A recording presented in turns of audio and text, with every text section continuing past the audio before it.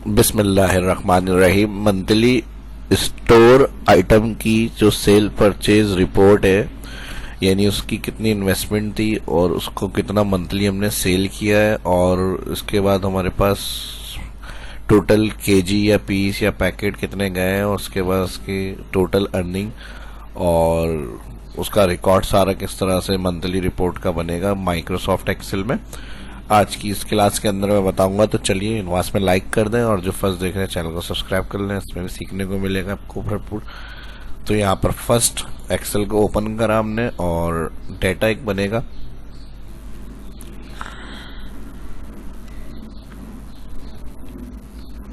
Serial, item name,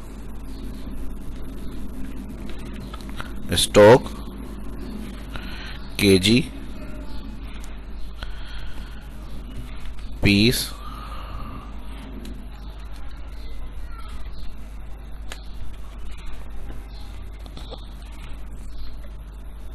pouch या packet भी कर सकते हैं, ठीक है।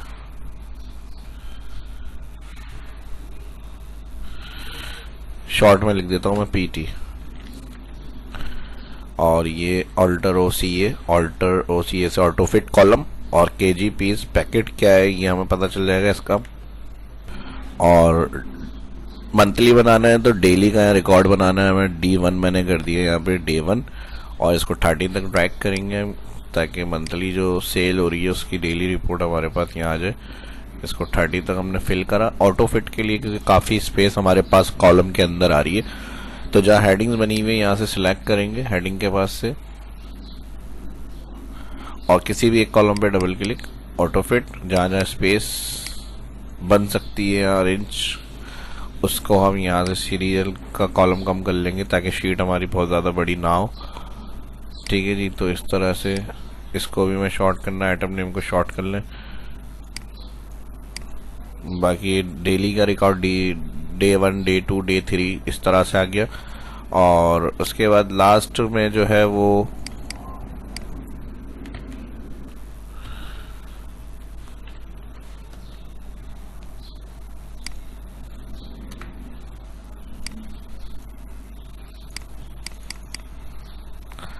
यहाँ पर आ जाएगा टोटल,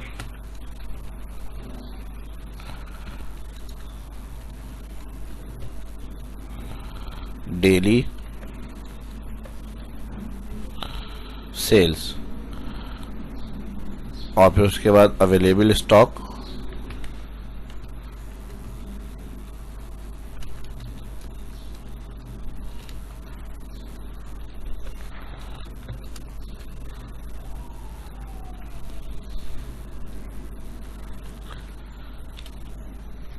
अब ये हमारा डेली का अपडेट जो रिकॉर्ड होगा उसका डेटा बना है। और इसको मैं ऑल सेलेक्ट करके यहाँ से बॉर्डर कर ले, जितना आइटम नेम होंगे उस हिसाब से यहाँ सेलेक्ट करके ऑल बॉर्डर।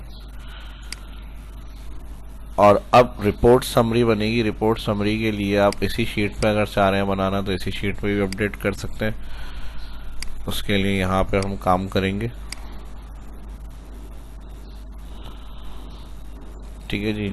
और अगर अलग शीट पे आप चाह रहे हैं रिपोर्ट समरी तो वो आप अलग शीट पे ही बना सकते हैं, ठीक है जी। यहाँ से इसको मैं सिलेक्ट करके मर्ज कर रहा हूँ और यहाँ पर आ जाएगी रिपोर्ट समरी, यानी पूरे मंथ में क्या कितना सेल हुआ, क्या इन्वेस्टमेंट रही, उसका रिकॉर्ड जो होगा वो सारा यहाँ पर आ जाएगा।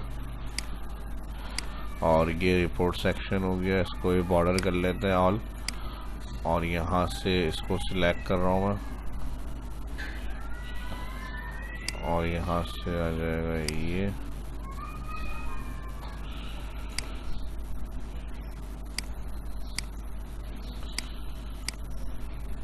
ठीक है जी। अब इधर जो है वो मैं हेडिंग दे रहा हूँ टोटल। तो सबसे पहले हेडिंग यहाँ पर आ जाएगी टोटल इन्वेस्टमेंट,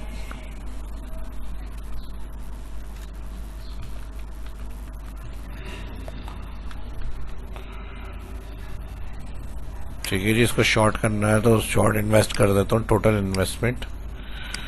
और यहाँ पे ऑल हेडिंग को सिलेक्ट करके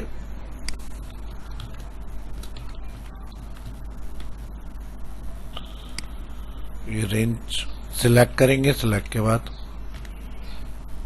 सेंटर कर रहा हूँ और यहाँ से कलर इसका वाइट और बोल्ड। ये हो गया हमारा टोटल इन्वेस्टमेंट, और उसके बाद टोटल इन्वेस्टमेंट के बाद हो जाएगा सोल्ड। उसके बाद परचेज प्राइस,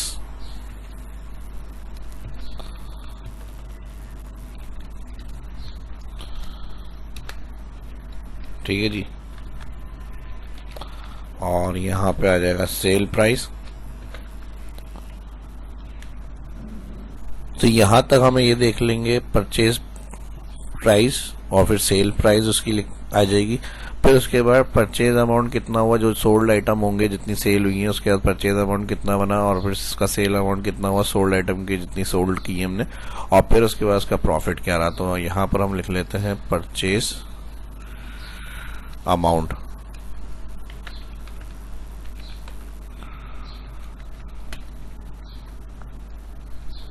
ठीक है जी, यानी जो सोल्ड आइटम सेल हुए हैं उसका परचेज कितना हुआ, और उसके बाद सेल्स अमाउंट, और फिर उसके बाद आ जाएगा प्रॉफिट। ठीक है जी, तो ये काम किया है अभी तक हमने, जो कंप्लीट डेटा बनाना था कॉलम्स वगैरह हेडिंग्स के साथ, वो सारा कंप्लीट। अब इधर सीरियल के लिए हम करेंगे 1 और 2, जो एंट्रीज करनी है हम यहाँ से ड्रैग कर लेंगे इसको, अलाइन सेंटर, आइटम नेम आ जाएगा यहाँ पे,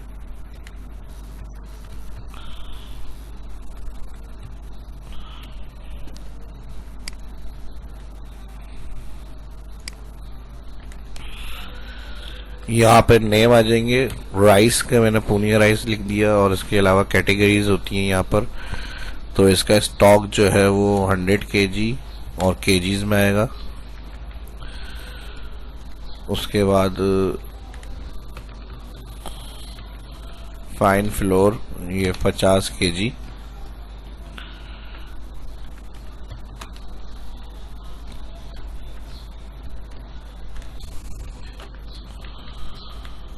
यहाँ से इसको चेंज कर दिया फ़ॉन्ट्स को इंग्लिश,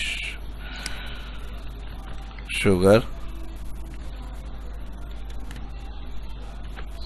व्हीट,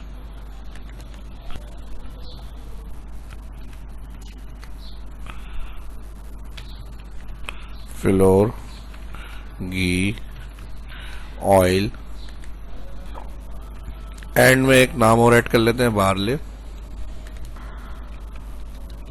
जो, और XYZ जितने नाम होंगे वो आप यहाँ पर अपनी एंट्री कर सकते हैं। ठीक है जी, अब हमारी डेटा एंट्री होगी यहाँ पे 80, यहाँ पे 50, यहाँ पे घी जो है 60, ऑयल जो है 120, और ये जो गया 20, और ये सब केजीज के अंदर हम रख देते हैं।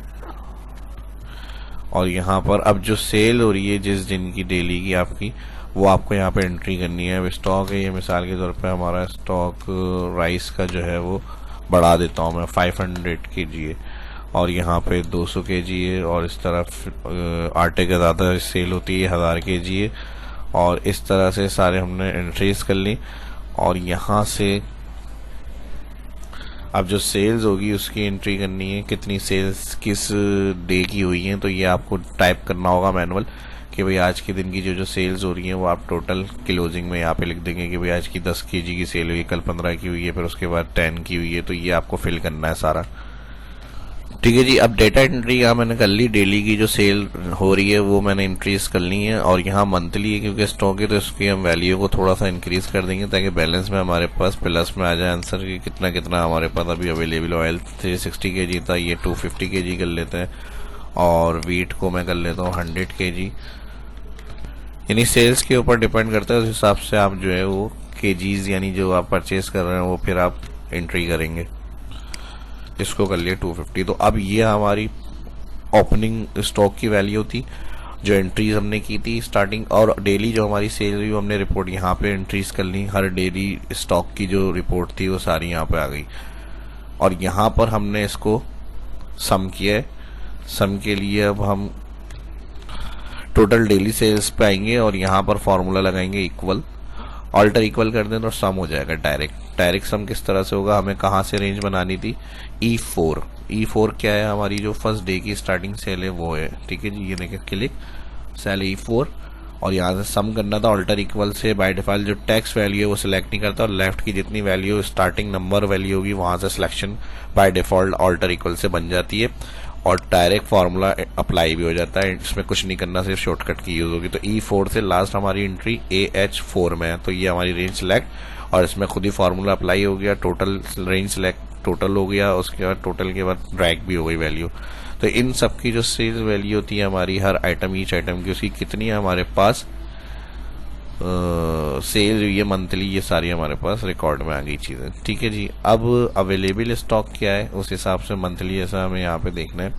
तो इसके लिए इक्वल लगाएंगे फर्स्ट सेल में, और इसके बाद जो हमारा डेटा एंट्री हुई है यहाँ पे स्टॉक जो हमने परचेज ओपनिंग रखी थी, इसको सेल को क्लिक करेंगे, C4 इसका सेल एड्रेस है, और माइनस कर देंगे जो मंथली हमने अभी प्लस किया है पूरे मंथ में कितनी सेल हुई है इस सेल से।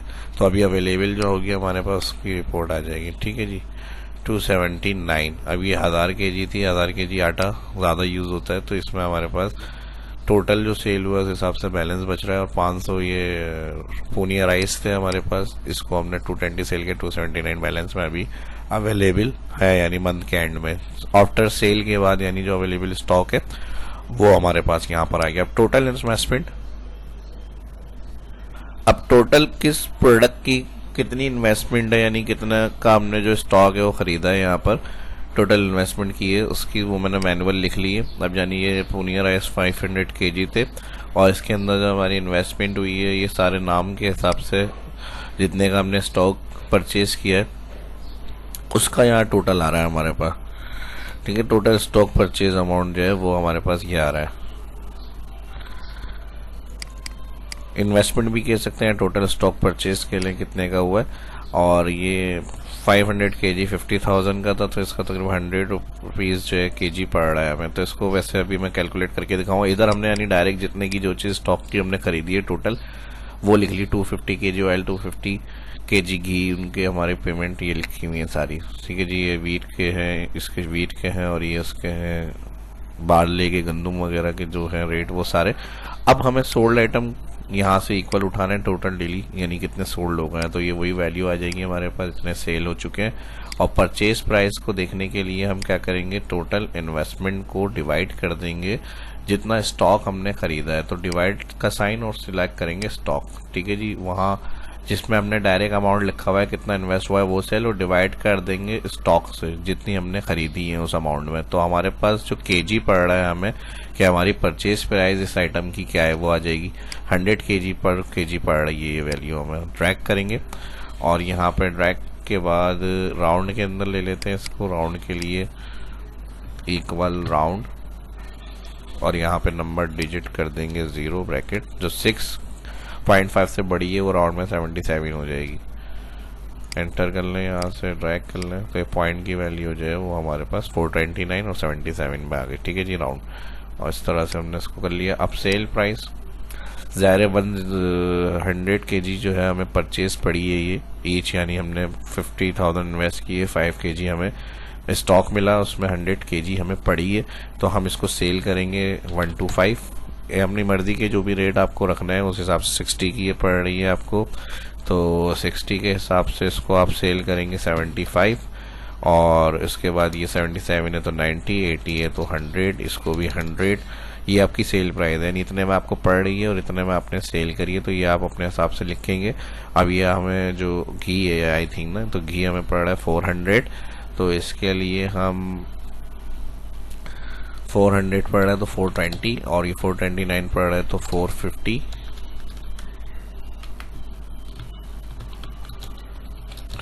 450, और ये हमें पड़ रही है परचेज 100, तो इसको वही 120 पे सेल कर देंगे गंदुम, ठीक है जी। तो ये सारी जितनी आइटम ईच होंगी वो सारे आप लिख लेंगे, आपको पड़ी कितने की और फिर सेल्स प्राइस क्या थी। अब देखें इसमें दिक्कत क्या है कि हमें आइटम नेम में मसला आ रहा है, तो आप या तो फ्रीज कर लें इसको यहाँ से, ताकि हमारे पास इन आइटम की जहाँ एंट्रीज हम राइट साइड लेके जाएं तो इसका रिकॉर्ड हमारे पास रिपोर्ट समरी में नज़र आ रहा हो कि इस आइटम के क्या रेट आ रहे हैं परचेज सेल। तो इसको हम यहाँ से व्यू में जाएंगे और फ्रीज क्लिक करेंगे। फ्रीज का ये फायदा होगा, आपकी हेडिंग्स अगर डेटा ज़्यादा डेटा एंट्री हो रही है तो हेडिंग सामने ही रहेंगी, बार बार आपको इस तरह अप डाउन नहीं करना पड़ेगा। और ऐसे ही अभी दिक्कत जो हमें फार्मूला लगाते हुए राइट लेफ्ट करने में आ रही थी, इस तरह फ्रीज से आपको ये नहीं आएगी। अब जहाँ कर्सर था उसके बाद से स्क्रॉल कॉलम होंगे, बाकी वो डेटा सामने ही रहेगा आपके, जो आपको रिपोर्ट समरी में शायद देखना पड़े। तो इस तरह से आप फ्रीज रखकर काम कर सकते हैं। ठीक है जी, ये हो गई हमारी शीट। तो जब भी कोई बड़ा डेटा होगा आपका, इस तरह से आप आसान कर सकते हैं उसको, फ्रीज करके लेफ्ट राइट से मूव करेंगे तो कॉलम स्क्रॉल होंगे उसके बाद के जहाँ से फ्रीज किया होगा, बाकी हेडिंग सामने रहेंगी।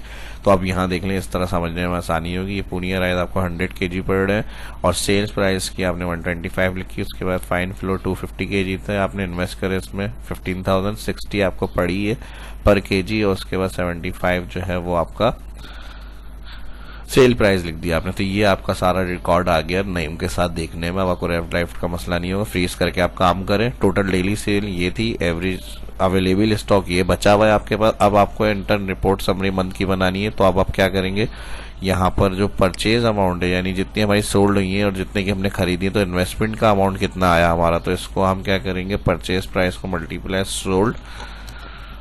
तो ये आपके पास जो आपकी इन्वेस्टमेंट थी वो आ गई नेट, और उसके साथ जो सेल्स है वो देखने के लिए सेल्स प्राइस जितने में आप बेची, जितने रेट में आपने बेची वो मल्टीप्लाई कर देंगे सोल्ड जितनी आपने, ये वो है जितने की आपने बेची, और फिर मल्टीप्लाई जितनी बेची सोल्ड, तो आपको उसका प्रॉफिट अमाउंट के साथ जो अमाउंट बनेगा सेल्स वो आ जाएगा। ठीक है जी, यानी आपका कैपिटल अमाउंट जो आपने लगाया है इसके अंदर, और फिर जो बेचने के बाद आपने कमाया उसके अंदर, ये वो है। और प्रॉफिट के लिए हम सेल्स माइनस कर देंगे परचेज, तो ये प्रॉफिट आ गया। एंटर और ड्रैग। तो हर ईच आइटम का इस तरह से फ्रीज रखकर आप चेक कर सकते हैं रिपोर्ट समरी में कौन कौन सी वैल्यू में हमारे क्या क्या प्रॉफिट मिला है, कितना प्रॉफिट मिला है, और उसके हिसाब से आपकी परचेज वैल्यू, सेल कितने की पड़ी, परचेज इन्वेस्टमेंट कितने की थी, पर केजी सोल्ड कितनी हुई, ये सारे रिकॉर्ड आप मेंटेन कर सकते हैं आज की इस क्लास को देखकर। और देखने के बाद 100% आपको लाइक्स भी कर सकते हैं। इस वीडियो को ज़्यादा से ज़्यादा भरपूर लाइक्स करें, वीडियो की प्रैक्टिस करें। कोई चीज़ समझ में नहीं है तो वीडियो के डिस्क्रिप्शन में कमेंट में पूछ सकते हैं। वीडियो अच्छी लगी दोस्तों के साथ भी सोशल मीडिया पर लाजमी शेयर करें। इसी तरह की और इन्फॉर्मेटिव वीडियो देखना चाहते हैं तो शाह इस्लाम यूट्यूब चैनल को सब्सक्राइब करें। शाह इस्लाम को इजाज़त दीजिए, मिलते हैं नेक्स्ट वीडियो में। अल्लाह हाफिज़।